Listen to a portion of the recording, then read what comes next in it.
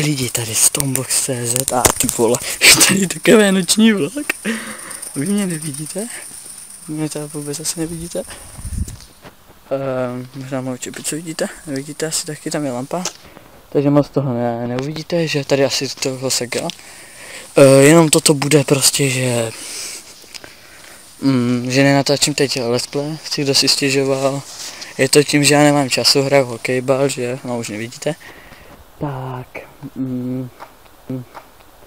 teda neď bude čas a random mi bude furt a začnu let's play asi tak v pondělí teď, dneska je úterý, tak začnu v pondělí.